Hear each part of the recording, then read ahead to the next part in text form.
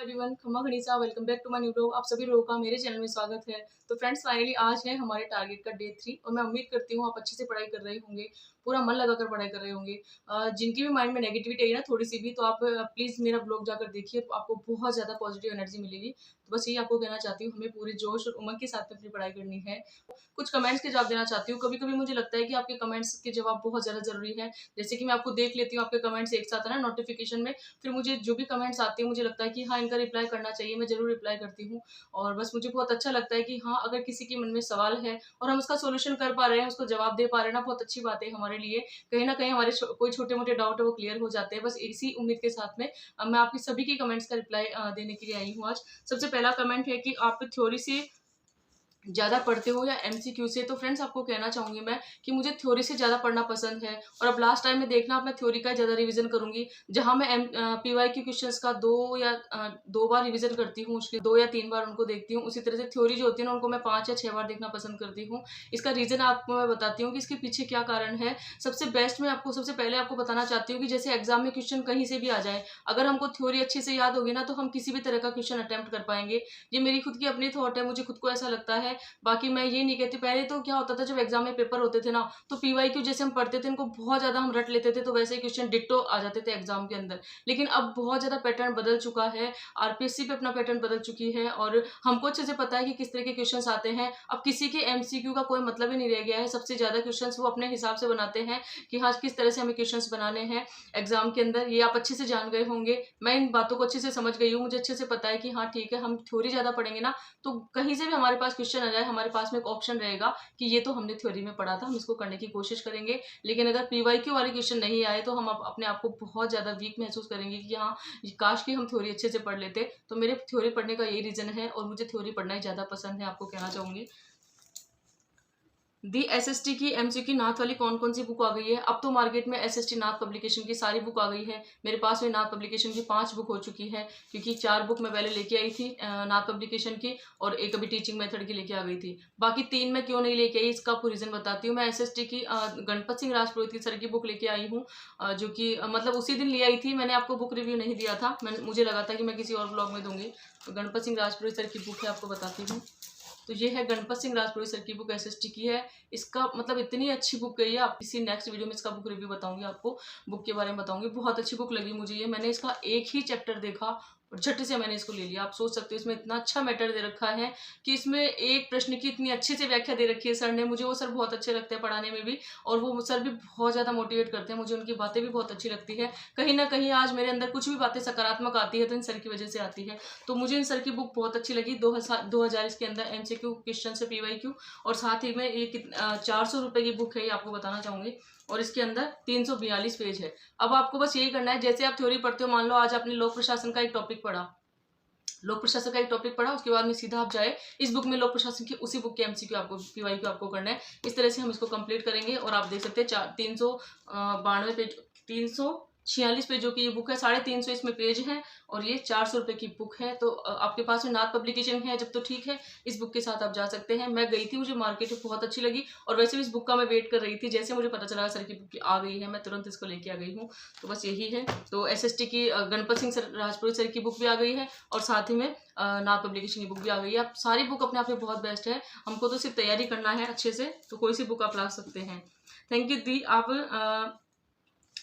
आप है ना, मैं बहुत ज़्यादा नेगेटिव फील कर रही थी, बट आपका वीडियो देखने के बाद में फिर से एक एनर्जी मिली है और एनर्जी आ गई है और अब मैं आपके अनुसार ही रिवीजन करूँगी। रियल बता रही हूँ, ये बात मुझे इतनी अच्छी लगी ना, तो मतलब मुझे बहुत ज़्यादा खुशी होती है कि मुझे देखकर या मेरी बातों को सुनकर या मेरे कोई स्टडी रूटीन को देखकर किसी के अंदर थोड़ा सा बदलाव आ रहा है और वो इंसान तैयारी करने के लिए रेडी हो गया ना, सच में इससे ज़्यादा खुशी की बात मेरे लिए क्या हो सकती है। मैं बहुत खुश हो जाती हूँ। तो आप सभी को भी थैंक यू कहना चाहूँगी।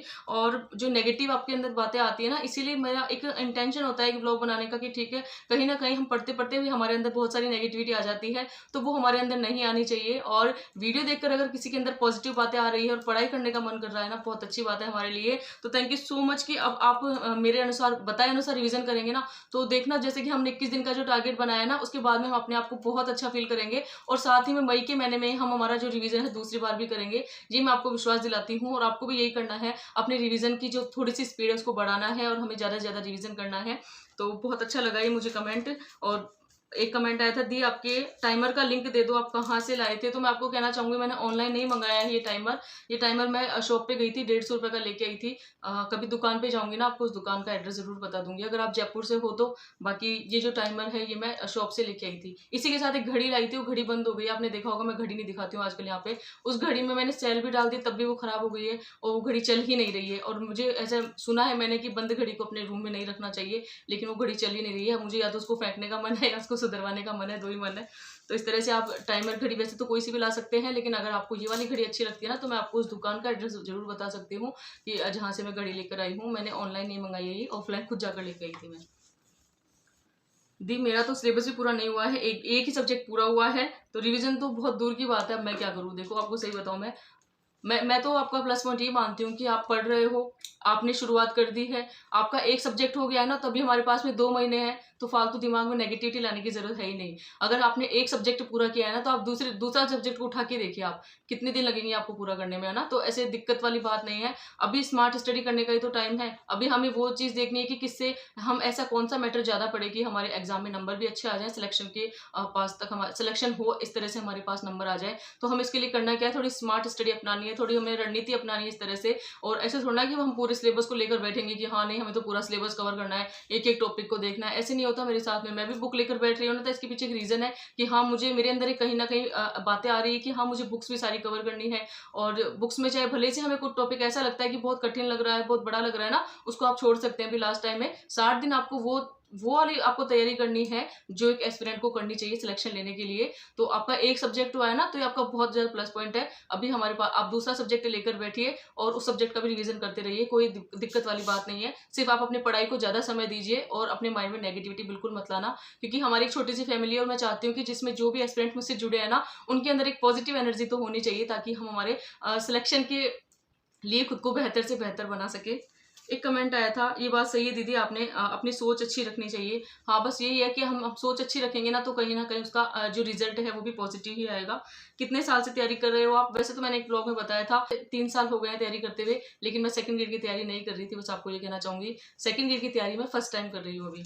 और एक कमेंट आया था कि मैं आपके साथ में 21 दिन, मैं आपके साथ में मतलब पढ़ाई 21 दिन पूरा, ये 21 दिन वाला चैलेंज पूरा करूंगी। ये कमेंट मुझे बहुत अच्छी लगी। इस तरह के 2 कमेंट आए मेरे पास में कि दी हम आपका चैलेंज एक्सेप्ट करते हैं और हम भी आपके साथ में 21 दिन का चैलेंज पूरा करने वाले हैं।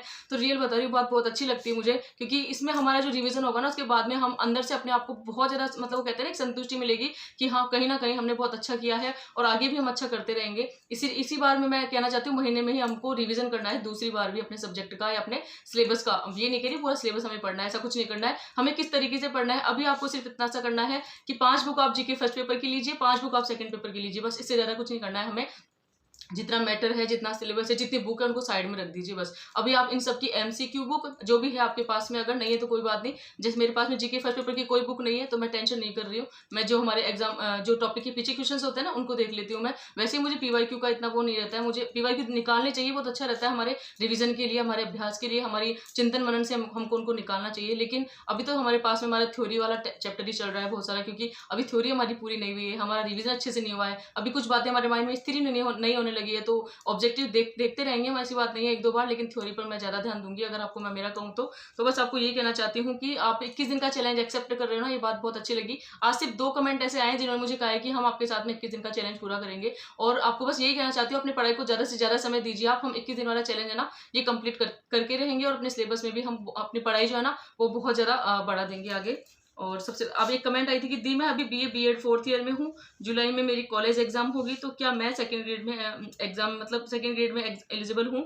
एग्जाम डे से पहले मेरे कॉलेज का रिजल्ट नहीं आएगा। तो देखो आपको कहना चाहती हूँ कि आप जैसे सेकंड ग्रेड के मतलब पात्र तो है, आप एग्जाम भी दे सकते हैं, सेकंड ग्रेड के एग्जाम में बैठ भी सकते हैं। लेकिन एक्चुअली में होता क्या है, जैसे कि इसमें मैंने इसे बताया भी था, जैसे अपनी जो लास्ट ईयर आपका चल रहा है ना, तो आपका मान लो सेकंड ग्रेड वाला एग्जाम मान लो सितंबर में ऐसे होता ना, तब तो आप इसके लिए एलिजिबल होते हैं। वैसे आप एग्जाम भी दे सकते हो, ये है ना, एग्जाम दे भी सकते हो आप, इसमें फॉर्म वगैरह भी भर सकते हो। लेकिन सबसे जो इसमें मेन बात है वो यही है कि एग्जाम पहले हो जाएगा, जुलाई में आपके बीएड वाले एग्जाम, ये मतलब लास्ट ईयर वाले एग्जाम है, और जुलाई में हमारा सेकंड ईयर का एग्जाम है। तो सब चीजें सही है अभी भी, फिर भी लेकिन जो अंतिम चयन होता है, जैसे डॉक्यूमेंट वेरिफिकेशन वगैरह होता है, उनमें इनको मार्कशीट चाहिए होती है, तो उसके लिए वो अपात्र मान लेंगे, उस टाइम वो अयोग्य घोषित कर देंगे आपको। लेकिन ज्यादा टेंशन लेने की जरूरत नहीं है, आप अपनी तैयारी करते रहिए। आपकी लास्ट ईयर चल रही रही है ना, वो भी आपकी ठीक है, और अगर आपने मन बनाया सेकंड ग्रेड की तैयारी करने का, वो भी ठीक है। कहीं न कहीं जब भी सेकंड ग्रेड का एग्ज़ाम होगा ना, तब आप बहुत अच्छी परफ़ॉर्मेंस दे पाएँगे, बस इतना आपको यकीन दिलाती हूँ। तो कहीं भी किसी को डिमोटिवेट होने की ज़रूरत नहीं है, और मुझे लगता है कि एक छोटा-सा मतलब मैं अपना वीडियो लेके आऊँ, वैसे तो ये 10-15 मिनट का हो ही जाता है, बातें बताते-बताते, आपसे बातें करते-करते,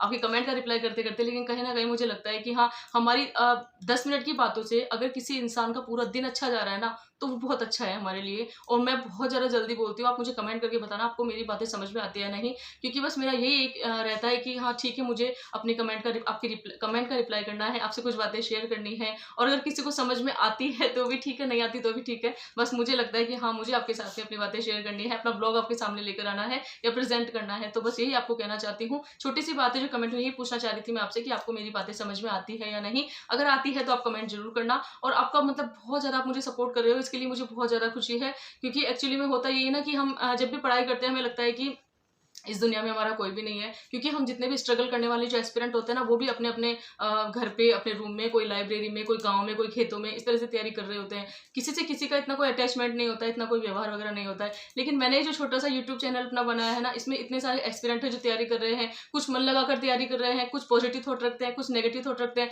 लेकिन हम सब मिलकर तैयारी कर रहे हैं, और हमें इतनी खुशी है ना, मतलब पहली बार मुझे ऐसा लग रहा है कि हम तैयारी तो कर रहे हैं, लेकिन खुश होकर कर रहे हैं, कोई स्ट्रेस वगैरह नहीं है। और आपको वापस मैं यही कहना चाहती हूँ, बिना फालतू में आप किसी भी तरह का आप स्ट्रेस आपको नहीं लेना है, अच्छे से तैयारी करनी है, और रिज़ल्ट के बारे में बिल्कुल मत सोचना कि हमारा सिलेक्शन होगा या नहीं होगा, क्योंकि ये सब हमारे हाथों में थोड़ी ना होता है। अगर हमारे हाथ में होता ना, हम अपना सिलेक्शन तुरंत ले लेते, तो इस तरह से नहीं होना चाहिए। हाँ, हम हमको हमारी बस मेहनत पर ध्यान देना है, कितना हम खुद को बेहतर बना रहे हैं, कितना खुद को बेहतर बनाने का प्रयास कर रहे हैं, हमारी मेहनत में से क्या कमी है। अगर सिलेक्शन हुआ तब भी ठीक है, नहीं हुआ तब हम यही सोचेंगे कि कहीं न कहीं हमारी मेहनत में कमी रह गई थी। तो बस हमको अच्छा सोचना है, खुश रहना है, खुश रह के पढ़ाई करनी है। 2 महीने बचे हमारे एग्ज़ाम के, तो बस आपको ये कहना चाहती हूँ, जितना हो सके आपको मन लगाकर पढ़ाई करना है। कल एक कमेंट भी आया था, यदि पढ़ने का तरीका नहीं समझ में आ रहा है कि कहाँ से शुरू करें, मैंने आपको बताया भी था, अभी 5 बुक आप फर्स्ट पेपर की लीजिए साथ में, और 5 बुक आप सेकंड पेपर की लीजिए।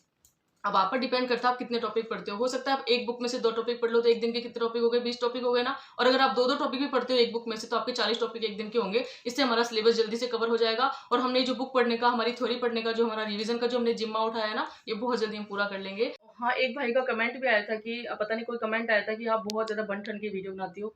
तो आप मुझे मैं बस यही चाहती हूँ कि दुनिया में किसी के बारे में फालतू नहीं बोलना चाहिए। हम जिस तरह से रहते हैं, जैसे ब्लॉग बनाते हैं, वीडियो बनाते हैं, तैयारी करते हैं, वो सिर्फ़ हमारा ये सिंपल एक व्यक्तित्व होता है, जो कि हमें खुद को उसी तरह से रखना चाहिए। फ्रेंड्स, आपसे एक बात और कहना चाहूँगी लास्ट में कि हम जो भी पढ़ाई का टाइम निकालेंगे ना, आप नींद में बिल्कुल मत निकालना, क्योंकि आप नींद को रोककर मत निकालना। ये भी मैंने आपको प्रैक्टिकल करके दिखाया है। जब मैंने 2 दिन नींद को खराब करके अपनी पढ़ाई की है ना, तो माइंड से मतलब मेरे बहुत ज़्यादा मुझे ऐसे स्ट्रेस वगैरह आ रहा है, अपने आप ही आ रहा है, मैं कुछ ले नहीं रही हूँ अपने आप ही। तो बस आपको यही कहना चाहती हूँ, अगर आपको पढ़ाई के लिए टाइम निकालना है ना, तो बस इसी तरह से निकालें, अपनी नींद को आप प्रॉपर रखना, बस यही कहना चाहती हूँ। क्योंकि मैंने भी 2 दिन खुद पर अप्लाई किया है, नींद प्रॉपर लेनी है 2 महीने तक, कोई नींद के अंदर हमें कमी नहीं करनी है। 5 घंटे में होती है ना नींद, तब भी पूरी ठीक है, और अगर 6 घंटे में नींद पूरी होती है तब भी ठीक है, लेकिन हमें नींद प्रॉपर लेनी है, क्योंकि अगर हमें ढंग से सिलेबस को पढ़ना है, अपना अच्छे से मन लगाकर पढ़ना है, पूरा हमें इंटरेस्ट बढ़ाना है पढ़ाई के लिए, तो हमें अपनी नींद को तो खराब नहीं ही करना है।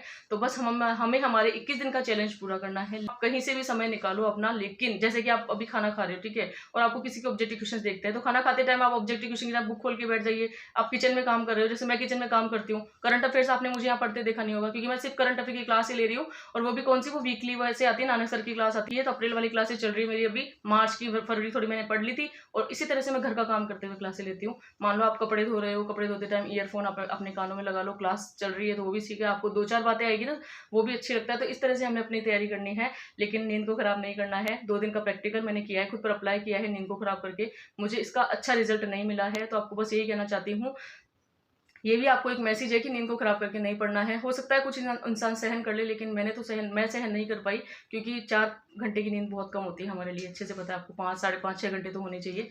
इस तरह से तो फ्रेंड्स, आई होप आपको आज का व्लॉग पसंद आया होगा। पसंद आया और चैनल पर नए हो, चैनल को लाइक शेयर एंड सब्सक्राइब कीजिए। Thanks for watching.